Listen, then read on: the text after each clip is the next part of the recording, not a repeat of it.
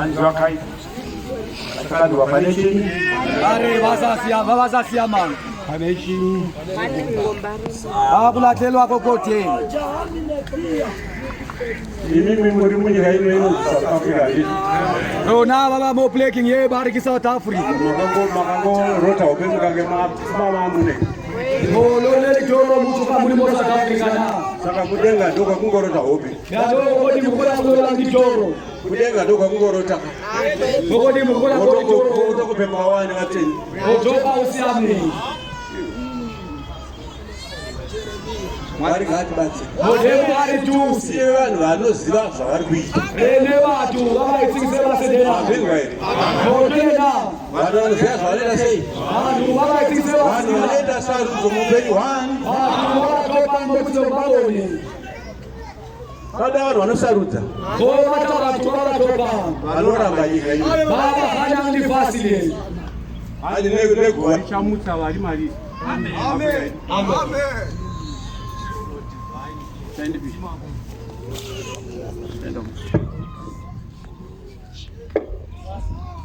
Munoziva kuti tikushandira mapinda kumakuva. Gorapera takavigawa mani. Reberekera kuya kumahitle. Gorapera pambiri. Jaraye fitle itle babakai. Saka iwe ndiwe wakachenjera steri. Vyano wenyako na unabutali tata. Ako mazuva achimbiri. Mazazaka kwa sandali gopi. Yakuda achiri kupi. Owa iti kura sandali gopi. Kuvatakavigawa. Bale barba ikile. Baba vakapusana. Banje bandi pukupuku.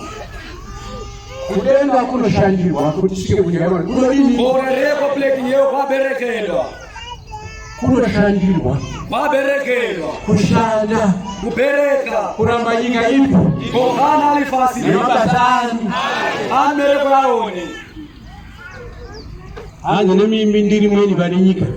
Kamo opelare nati mweni molifasile. Yesu adenga. Wakabwa kodeko.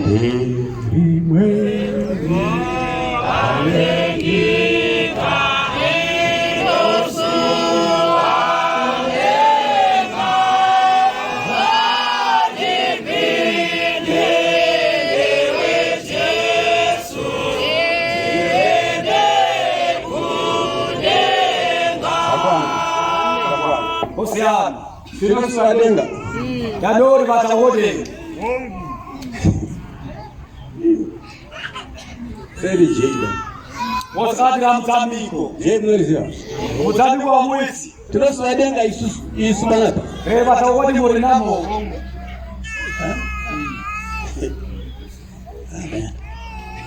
Yesu aisu adenga. Gano Yesu na vatakodi. Yesu akaita gomu kuti aisu achini. Kopezi pina eka kurunza vatakodi. Yesu aisu vanhu. Ona dula liba. Achiporesa vanorwara. Apoisa vagezi. Achimutsa vakafa. Atusa vasule. Achitaudza mbeveve. Apoisa vatwa vasabone. Achisudza mapofu. Apoisa vasabone. Kana kwashuba. Akuli. Yesu aenda mugomo remorisi. Atama akotamo gomore. Ndo raive bedroom rake. Kiona ndeli ndo yaka. Ndo yaive hotera yake. Kiona ndeli hoteli yaka. Otaura nababa vake. Apo ali baba wakakwe. Iye anaenda kwakakuti ndirimwe pane nyika Yesu adenga adipinde Yesu ende kudenga.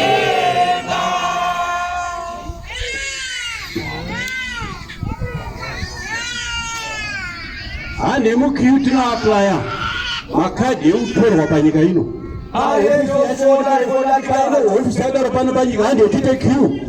Ofisi iyoyo tofula makadhi ekuti ine chii vatorwa pano panyika. Ore baba simbali na baba molifase. Vapfuri. Maeti. Ini denga riri. Komote mukutenga. Denga riri here. Nitenga. Kuna. Aliyo. Kuna. Cheshi ndo iriko. Kereke kiona Cheshi bana. Cheshi ndo iriko. Kereke kiona ite. Tunaenda tiri bana. Reopela nitenga. Denga kunani? Komote kunalipa. Kama mwana tiri bana. Rekomo gani mwana nitenga. Kana ane sangoni ai sangoni. zadini Sasa basi. takuno rara Rialo kuroba. takuno dini Rialo kusia. yokora makoko kuzi Rialo kusia kwa kuisi. ikaonora mawizi Faso tsambo na ulisi. zodi kwani mwa kwa uzizi Sasa kwa kipindi kwa sauro saru za uzizi so siku za usisi.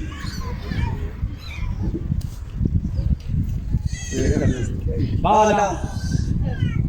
unasikia kwa mwa Afrika Vaiti Paulo wa Afrika. mapato hana mambo mengi tunao Ipati wani inalizona mambo tongari na. Walitina mzimbamanya.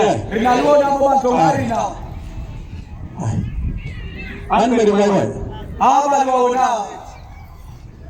anzu kubamuso ndakaziwa kuti Jehova Mwari ndi baba vangu Are kocha koli na katinei. Yesu ndiye mponesi wangu Yebo kenya papa waka. ndakadzidza kuvimba nani Kutile kukutia limu. ndikinda kuchikoro Kia koskolo. ndaiti ndikaimba nziyo dzemuhimbo Inenge hadi opera dzemwedini Imekilla. ndokona pachisango Izene monake. ndotaura naye Eko la makiwalene. kana ndiri muchikoro Hadi koskolo. kana tikadzidziswa munamato weshe Are lutuye chapele mifadhi yako. yangu yobuda Kikialila. wokupinda kuna tisha Kiko oenda kaboenda kusvika mundono dini Kia kocha kuteurape. mwini Kimweni. uimwini Ena kimweni o. iye anemba kuti pakudenga kunani Ena opera wemukararama upenyu hwomwini womutorwa akarama ari muimano vanyika Awatira ni mutorwa ari mwei Aimweni. koiwe koini Beano enalina. tinoene Riba enina. kana kuti tivagari Oro ni baduli. macitizens Body citizens. tine kodzero Rinali tume. munyika ino yanhasi Bobo pleki yone ya fazia ya kopyo. tine chii nyama yemuchechi muno mune tine chinyi Nobo liko kereke yone. kana mumba mamo nemukadzi ndine chinyi Niko tunyala kuli musadi. kana ko munharaunda mandinogara Niko pleki yeku tula kukolo. ndine chii vanonzi vaya vakawana musha wavo Male baba. vakaenda vari vatorwa Manje baba baba. hamuzovaimba kiti ndiri mweni Manje vane baba opela bakimwe. wangu wesokupi weni jesu handipinde newani Ari Yesu akitende yona. varikati basi Mujibari tuse. varikati basi Mujibari tuse. varikati basi Mujibari tuse. tine nyika iyo Nibone kurata plekele. sese waposera jesu musana waposera futi Koza ari na pomba zvafika vakati vhuramesenu tikaona nyika yacho Abone baba. ane nguva inochete yatakaona kamuono kenyika yacho Rende mono wa plekele nayo.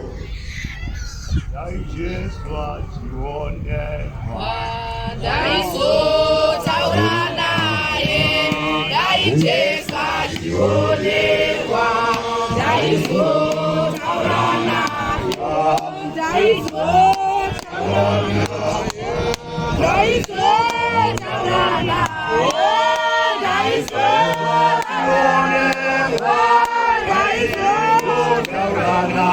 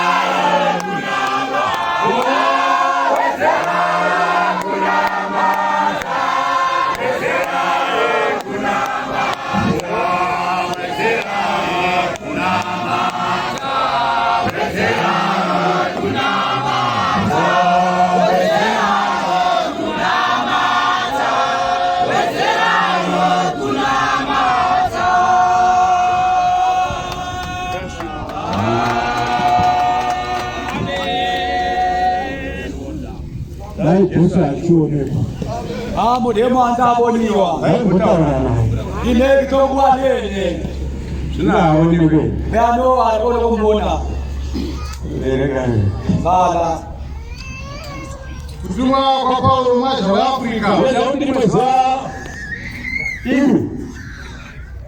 yano ngari zvanzika ino makazongana noseka inini kumafeki unoziva ini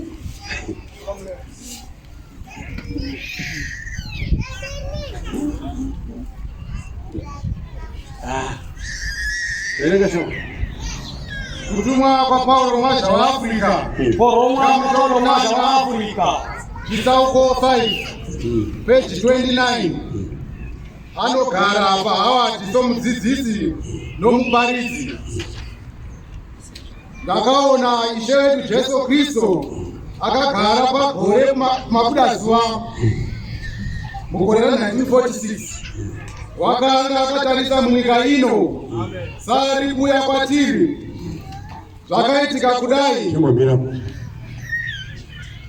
azvizwe okwenda hanzi anga akagara pai arionzadutsikai akatarisa kupi ashebile kai achida sari kudi adira vakaraya kai so 1946 kusvika nhasi makore acho asi awanda uchana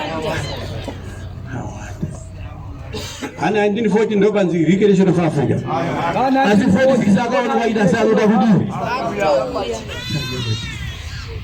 unataka korina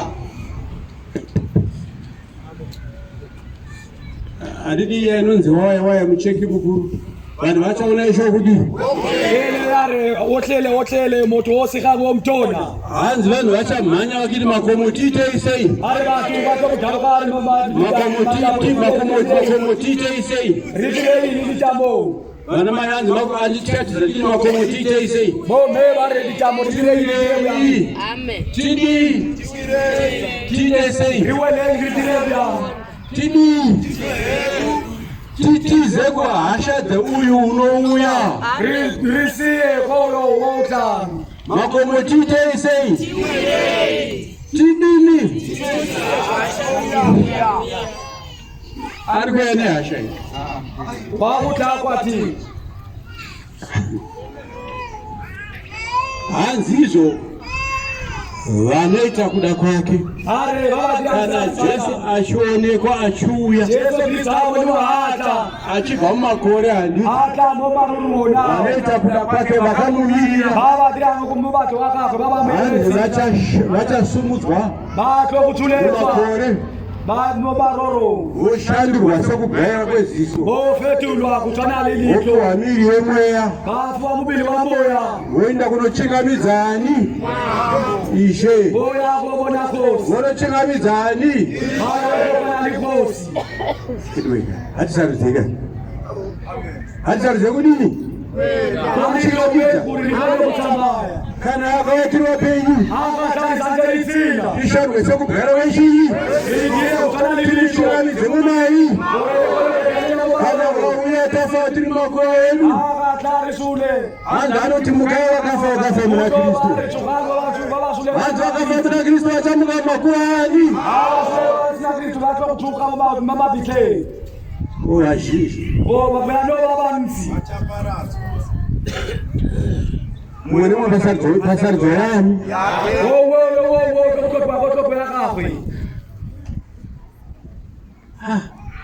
saka ndichinowanzika kudzoka kumwoyo futi ndazowakibata kumona kumwoyo ndazowakitako pele ungapi Jeremiah 17:9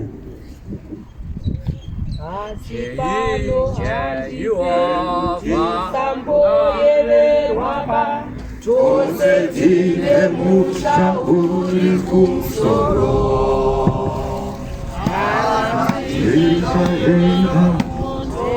tena kunashe Yesu ndiyo nzira inoenda ku pasi pano handi pedu tizamboyeverwapa tose tine musha uri kumsoro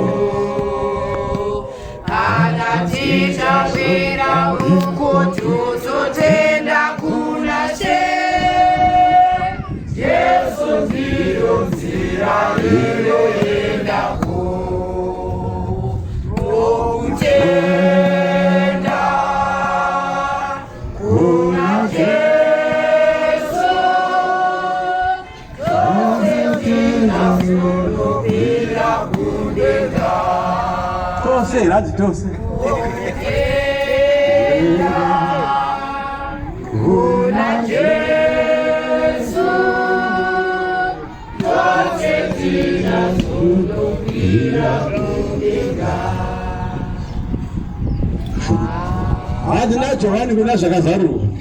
Zvikanzi kunenga kwandakaona uko.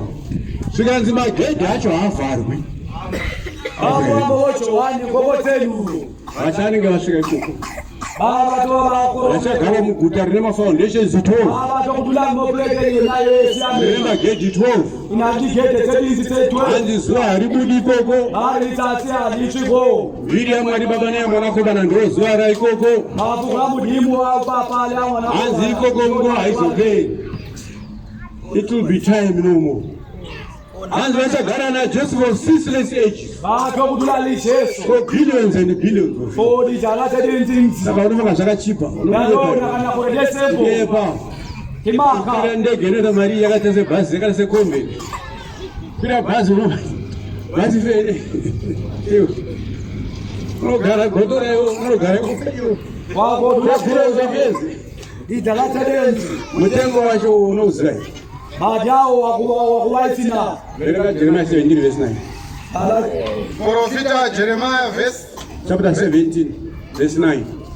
Profita Jeremiah 17 verse 9. Yeah. Moyo unonyengera kufura zvinhu zvose. Aiwa, moyo unonyengera kufura zvese zvodini? Zvese zvonyengera pano panyika. Unonyengera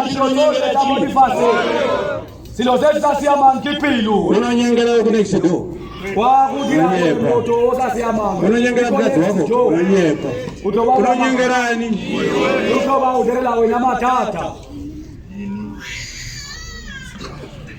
Ndini victim yekunyengera kwomwoyo wani.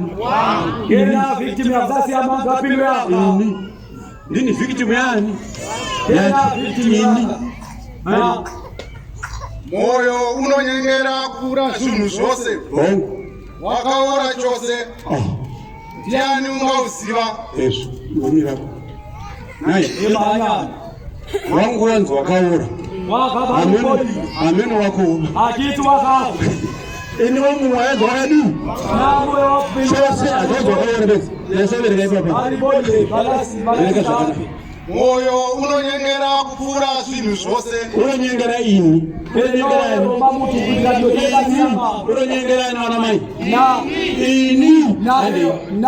Wakaora chose. Hanzi mwewe wacho wakadi. Mari bilio ibole tata. Hauna kuti wakaora chose. Ubole tata. Ndiani ungauziva? Iwe. Kana ndoziya mwoyo wake pano. Kona loitsipilira kapya. Moyo wangu ndiwo mangu, moyo wangu ndiwo mangu,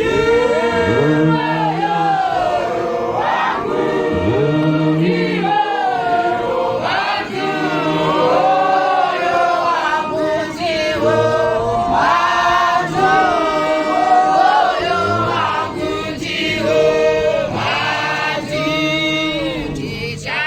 ndichachoma na mabasa, ndichachoma na mabasa, ndichachoma na mabasa, ndichachoma na mabasa, ndichachoma na mabasa. And before we shall all appear before the judgment seat of Jesus Christ.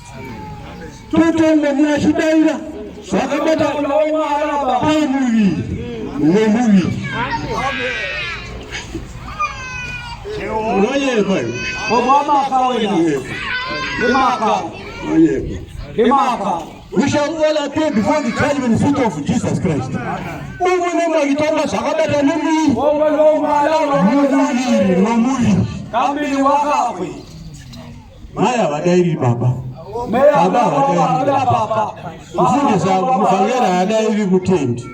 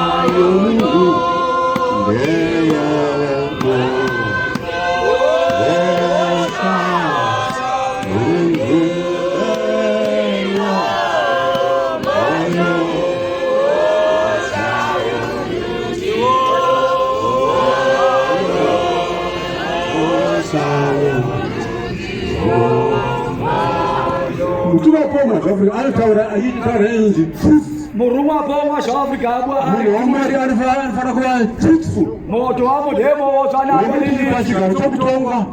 Kuna wedu wechi. Kabora hakulaulu bakubatu baniti. Wedu wechi. Kubatu baniti hela. Wedu wechi. Niti kiona ekobeka. Niti. For diplomas. For science language. For political language. For church language. Maye bayo. Gemaka umaka wena. Yebo. Amen. Ngomaka. Ngombe shemo babana mani. Bontu momo. Imbeka mjiswani tune mapaka. Tule tumatombe paka teka. Hari kuti hari shago leki. Into yeto bana leo. Mele jina 20 years. Nakateka ni tumatombo. Itsi ngodi mata pa kureska wati jana sedinzi. Iyo.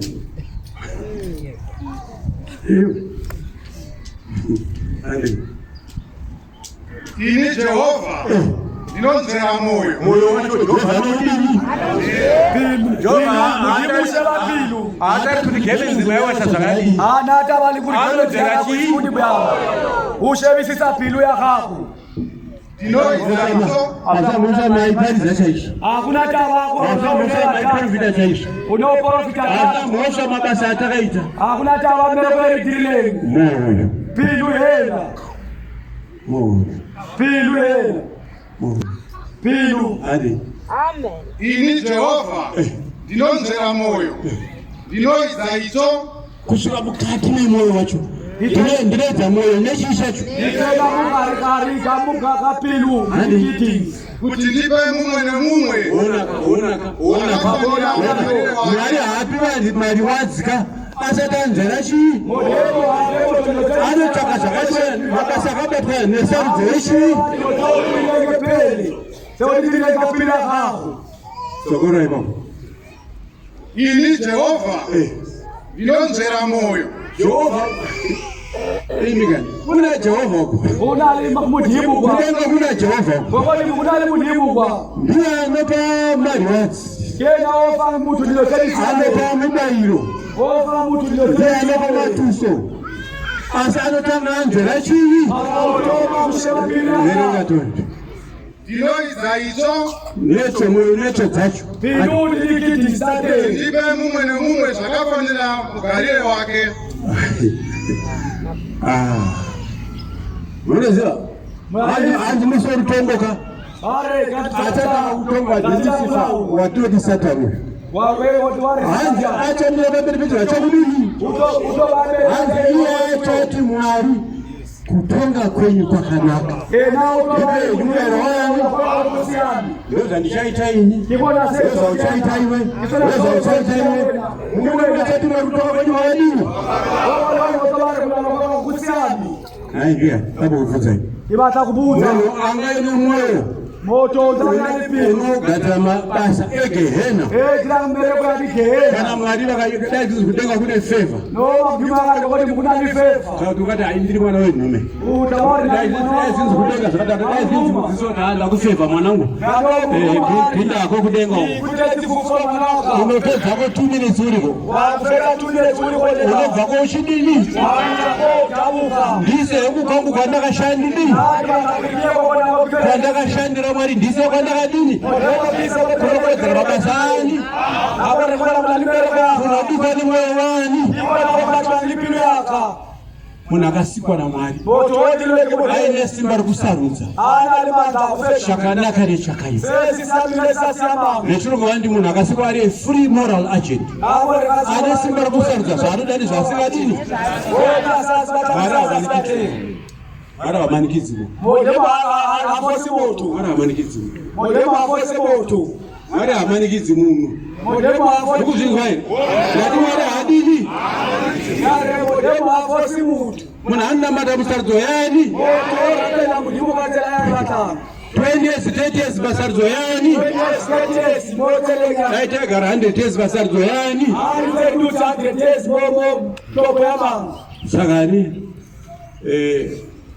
wewe bana Na kwa kadire telele ne 51 mapisa leo 51 Sakani